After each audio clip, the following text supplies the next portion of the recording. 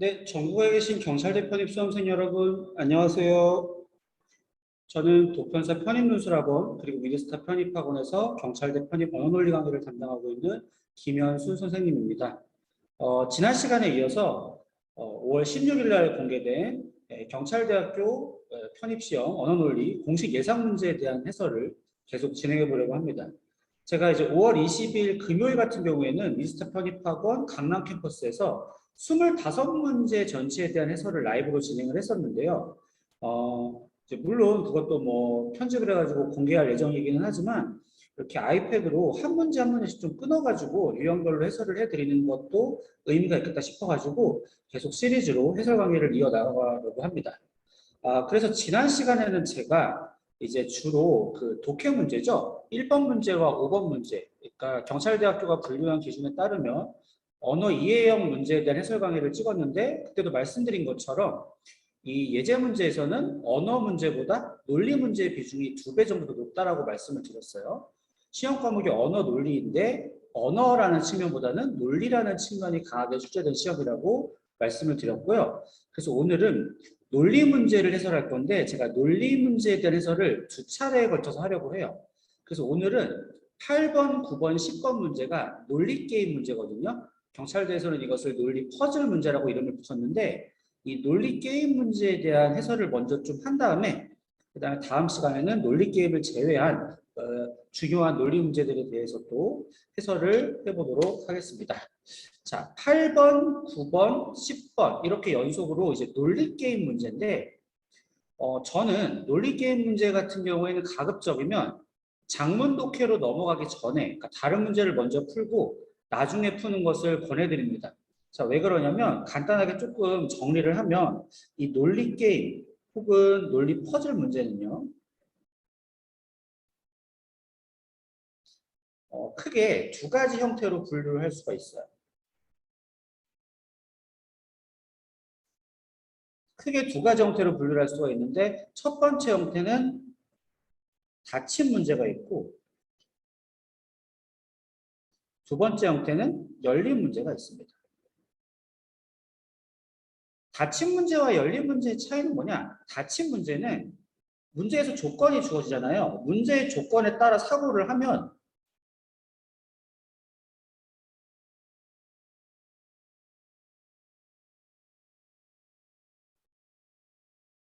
경우의 수가 하나로 귀결이 돼요.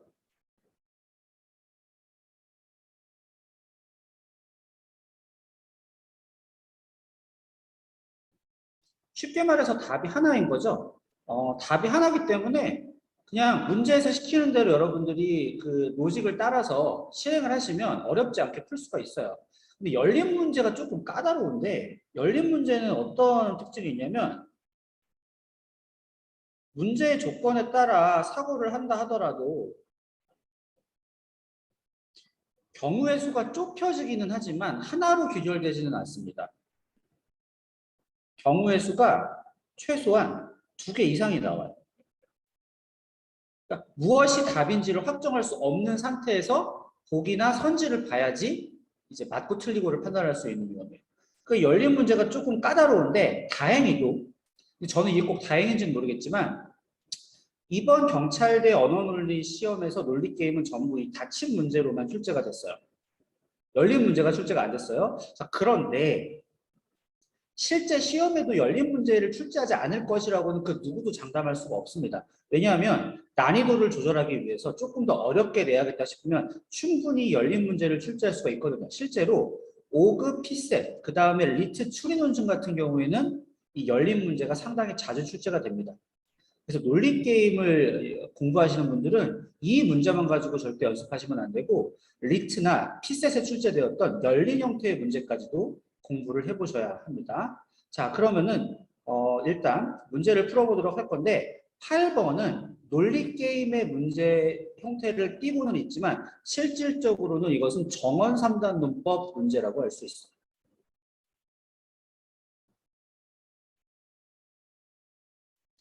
저는 이제 수업 시간에 정원 3단 문법에 대해서 굉장히 자세하게 한 달을 넘게 수업을 하고 정원 3단 논법의 타당성 판별하는 방법, 그 다음에 벤 다이어그램 그리는 방법, 이런 것들에 대해서 굉장히 신경 써가지고 수업을 했는데, 그 이유가 정원 3단 논법을 공부하게 되면 이런 논리 퍼즐 문제를 굉장히 빠른 속도로 풀 수가 있기 때문이에요. 자, 같이 볼까요? 경찰대학교에서는 학생들의 교양 과목 수강 실태를 파악하여 향후 학교 교과목 개편에 반영할 예정인데, 저기 본 결과 경찰윤리를 수강하지 않은 학생 누구도 공직자 글쓰기 수강하지 않았고, 일부 학생은 기초통계학과 둘 다 수강했고, 논리와 비판, 공직자 글쓰기, 기초통계학 모두 수강한 학생은 없었고, 경찰윤리를 수강한 학생은 모두 기초통계와 논리와 비판 수강한 상태에서 참인 것만을 고르면, 이거를 여러분들이 막 일일이 경우의 수를 따지고 하기는 굉장히 복잡해요. 자, 그런데 정원 3단 논법에서는 일단 뭐만 파악하면 되냐면 명사의 수가 몇 개인지만 파악하면 돼요. 자, 파악해 볼까요? 경찰윤리, 공직자 글쓰기, 기초통계학, 논리와 비판 4개죠. 4개면 우리가 벤 다이어그램으로 처리할 수가 있어요. 원래 정원 3단 논법은 벤 다이어그램 3개로 처리하는 게 기본인데 4개까지는 변형으로 충분히 처리할 수 있습니다. 근데 우리가 문제의 조건에 따라 사고하다 보니 가장 핵심되는 힌트는 이거예요. 경찰윤리를 수강하지 않은 학생은 누구도 공직자 글쓰기를 수강하지 않았다. 자, 그럼 생각해 볼까요? 경찰윤리를 수강하지 않은 학생은 누구도 공직자 글쓰기를 수강을 했대요. 그렇다면 경찰윤리와 공직자 글쓰기의 대소관계가 어떻게 될까요? 이건 우리가 직관적으로 파악할 수 있습니다. 경찰윤리 안에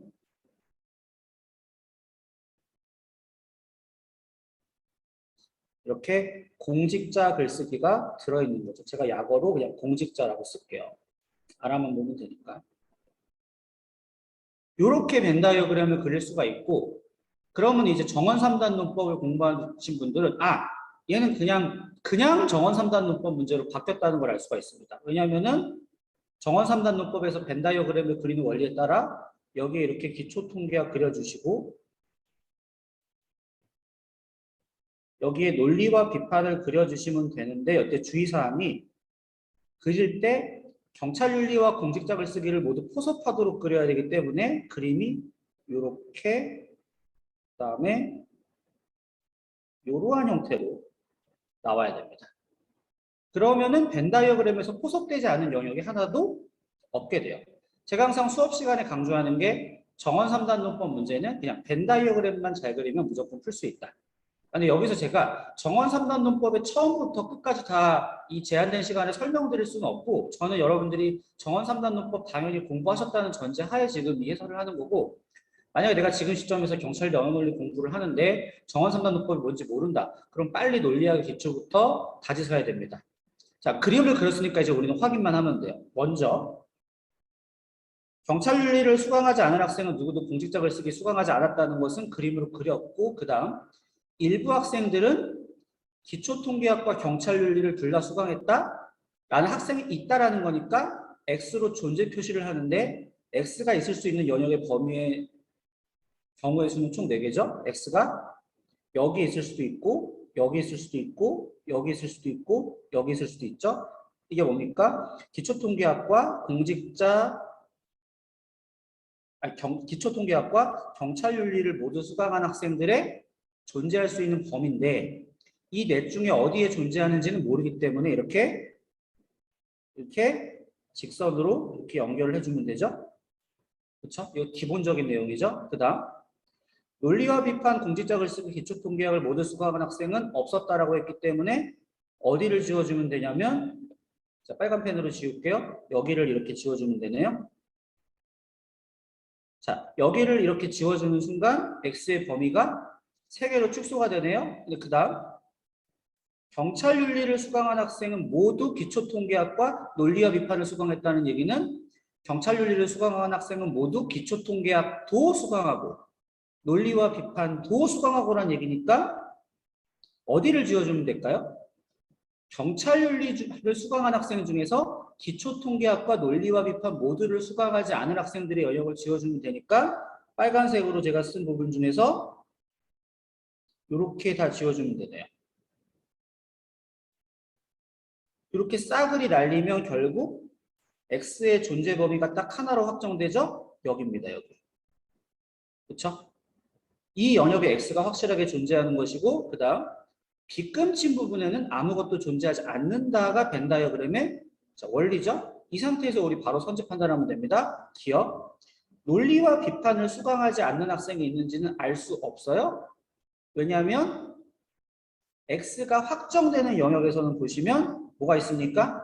여기 X가 있는데 이 X는 논리와 비판을 수강한 학생이고, 논리와 비판을 수강하지 않는 학생들이 논리적으로 존재 가능하지만 존재 확정이 되지 않기 때문에 기억은 틀렸습니다. 니은 기초통계학과 논리와 비판을 둘 다 수강한 학생이 있죠? 그게 누굽니까? X죠.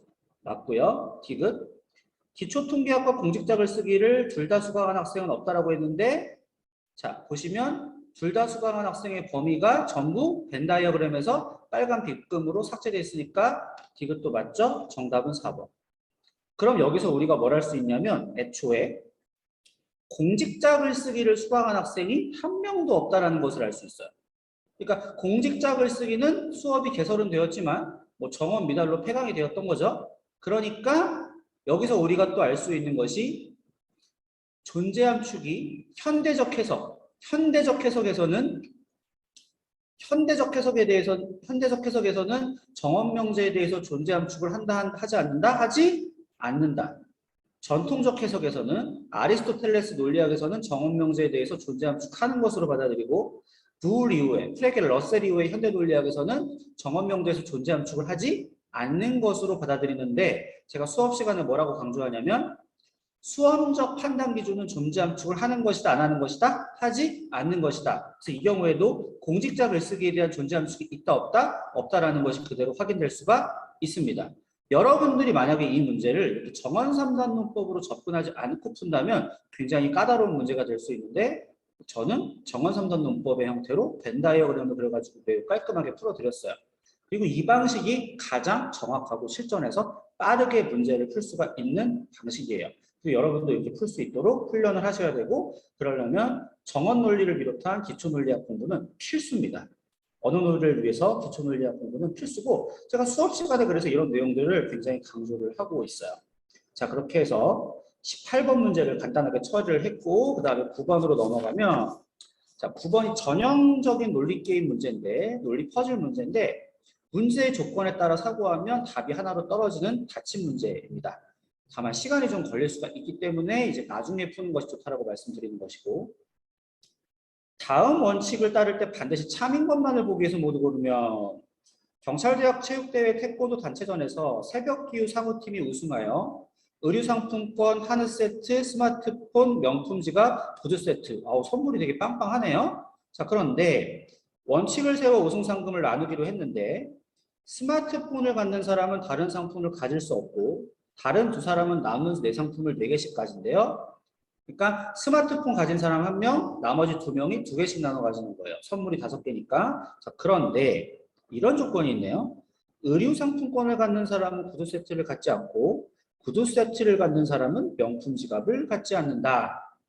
이게 굉장히 제한적인 조건이기 때문에 이 조건에 따라 사고를 하면 경우의 수가 상당히 좁혀질 것 같아요. 자, 한번 생각해 볼게요. 스마트폰을 가지는 사람은 다른 상품을 가지지 않는데요. 그 다음 보세요. 의류 상품권을 받는 사람은 구두 세트를 가지지 않는데요. 잘 보세요. 구두 세트를 가지지 않는 사람이 의류 상품권 말고 하나를 더 가져야 되죠. 왜냐하면 1대 2대 2로 분배하기로 했으니까, 그럼 자동적으로 의류 상품권을 받는 사람은 뭘 가질 수밖에 없냐면 명품 지갑을 가질 수밖에 없어요. 확정됩니다. 그 다음 구두 세트를 갖는 사람은 명품 지갑을 갖지 않는데요. 자, 그런데 구두 세트를 가진 사람이 조건상 상품 하나를 더 가져야 되는데 명품 지갑 안 되고 의류 상품권은 위에 사람이 가졌으니까 뭘 가질 수밖에 없어요? 자동적으로 한우 세트를 가질 수밖에 없죠. 그럼 상품 목록이 자동적으로 어떻게 확정되냐면, 한 명은 스마트폰 가지고, 한 명은 의류 상품권이랑 명품 지갑 가지고, 한 명은 구두 세트랑 한우 세트 가지는 걸로 확정이 되는 거예요. 이제 우리 닫힌 문제라는 걸 알 수가 있죠. 이 상태로 길이를 판단하면 돼요. 차분하게 판단해 보면 됩니다. 기억. 만일 새벽과 기온이 한우 세트를 갖지 않으면 상호는 구두 세트를 가진다. 자, 새벽이 한우 세트를 갖지 않고요.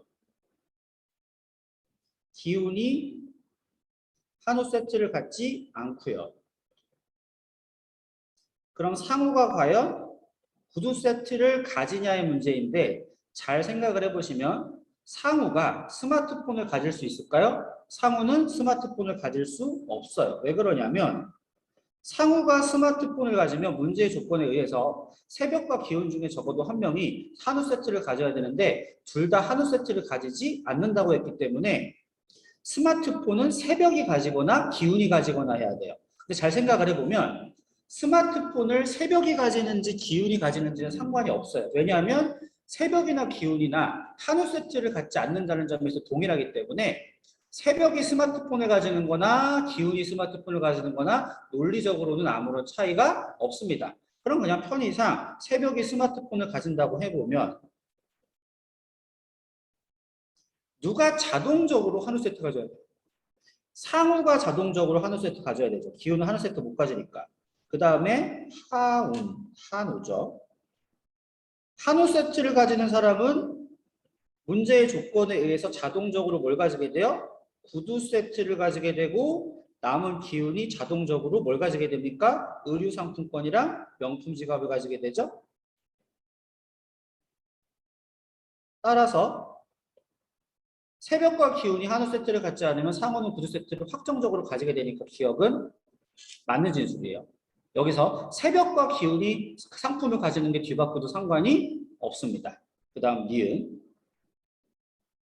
니은을 보시면 만일 새벽이 명품 지갑을 갖고 기온이 한우 세트를 가지면 상호는 스마트폰을 가진다. 새벽이 명품 지갑을 갖고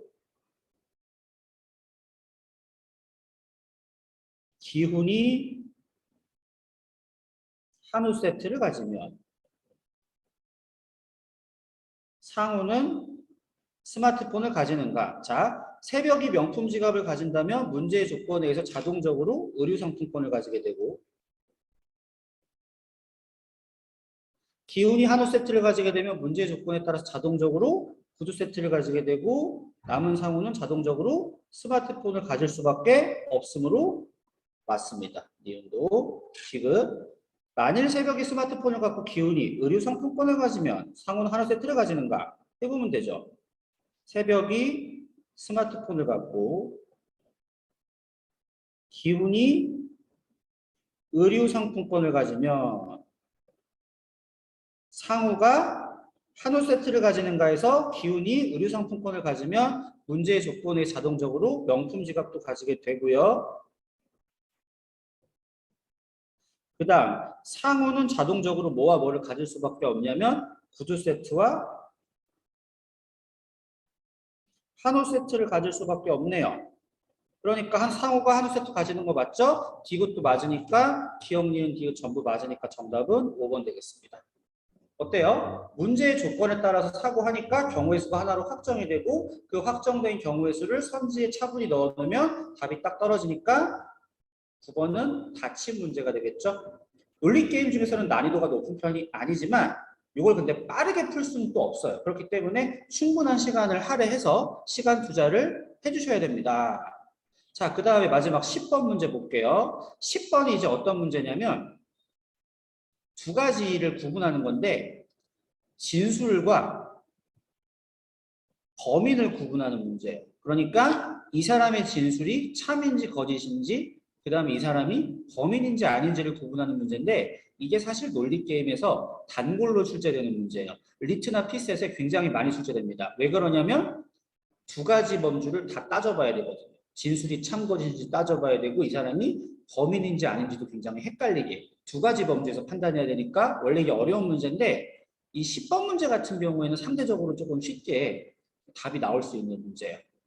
보시면 뭐 위에 알고리즘 관련 내용은 그렇게 중요하지 않은데 여기서 굉장히 단서 하나가 중요한 게 뭐냐면 현재 연구팀에서 개발하는 스크리닝 알고리즘이 치료물질을 찾는 데 걸린 시간이 모두 달랐다라는 거예요. 알고리즘이 10개니까 쉽게 말해서 순서가 1등부터 몇 등까지 있다?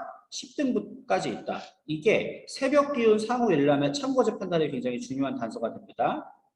그 다음에 뭐 용의자로 집어넣겠다는 내용을 읽어보시면 되고, 자, 각 사람이 두 가지의 진술을 해요. 첫 번째는 알고리즘에 대한 진술이고 두 번째는 누가 범인인지에 대한 진술인데, 조건을 보면 수사 결과 이들은 참만을 말하거나 거짓말을 한 것으로 드러났고 4명 중 1명만 범인이 드러났다고 했는데, 여기서 보시면 자, 참만을 말하거나 거짓말만을 했기 때문에 각각의 사람이 한 두 가지의 발언은 모두 참 아니면 모두 거짓이고요. 그 다음 한 명만 범인이니까 나머지 4명은 범인이 아닌 거죠. 자, 그럼 파악했으면 이런 문제 풀 때 여러분 바로 도표를 그리시는 게 좋아요. 도표를 그릴 때 어떻게 그리냐면, 우리가 판단해야 할 인물이 새벽, 그 다음에 기훈, 그 다음에 상우, 그 다음에 일람인데, 자, 여기서 첫 번째는 진술의 참 거짓 유무, 두 번째는 이 사람들이 범인인지 나눠가지고 문제의 조건에 따라 사고를 하면 돼요. 그런데 잘 보시면 이 사람의 진술이 참인지 거짓인지는 각 사람의 진술을 읽어보기만 해도 알 수 있어요. 상호는 뭐라고 했냐면, 각 알고리즘은 자기보다 늦게 치료제 후보군을 찾아내는 알고리즘이 있다 그랬는데, 자, 10등 알고리즘의 경우에는 10등보다 늦는 알고리즘이 있어요? 없어요? 없으니까 새벽의 말은 논리적으로 거짓이 돼요. 자, 그러면 뭐가 나오냐면, 새벽이 범인이 기훈이라 그랬는데 범인이 기훈이라는 새벽의 말도 거짓이 되니까 기훈은 뭐가 아닌 거냐면 범인이 아닌 거예요. 이렇게 경우의 수를 좁힐 수 있어요. 그 다음에 기훈을 보면 몇몇 알고리즘은 다른 모든 알고리즘보다 늦게 치료제 후보군을 찾아냈다라고 했는데, 그게 몇 등 알고리즘? 10등 알고리즘은 다른 모든 알고리즘보다 늦게 치료제 후보군을 찾아냈다라고 할 수 있죠. 문제 조건에 의해서. 따라서 기훈의 말은 참이 되고, 기훈이 상우는 범인이 아니라 그랬는데 이게 참이니까 상우가 범인이 아닌 거예요. 이렇게 표에서 경우의 수를 좁히는 거예요. 그 다음에 상우, 몇몇 알고리즘은 다른 일부 알고리즘보다 빠르게 치료제 후보군을 찾아냈다. 참이죠. 왜냐하면 가령 몇 등? 1등은 다른 일부 알고리즘보다 빠르게 치료제 후보군을 찾아내니까 상우의 말은 참이 되고요. 논리적으로 상우가 범인은 일람이거나 새벽이라고 했으니까 일람이거나 새벽인데, 잘 보시면 상우의 말과 상관없이 문제의 조건상 일람이거나 새벽이네요. 그러니까 별 영향가가 없어요. 그럼 일람의 말을 볼게요. 다른 모든 알고리즘보다 빠르게 치료제 후보군을 찾아내는 알고리즘이 있죠. 몇 등 알고리즘? 1등 알고리즘이니까 일람의 말은 참이고, 일람이 뭐라 그랬냐면 새벽이 범인이 아니라 그랬는데 새벽이 범인이 아니라니까 참이니까 새벽이 범인이 아니고, 그럼 자동적으로 누가 범인이 됩니까? 일람이 범인이 되죠. 이 조건 가지고 문제를 풀면 기훈 범인 아니고요. 니은 상우나 새벽이 거짓말하는 거 맞죠? 왜냐하면 새벽이 거짓말하니까. 디귿, 기훈과 일람의 말 모두 참 맞죠? 정답은 4번입니다. 어때요?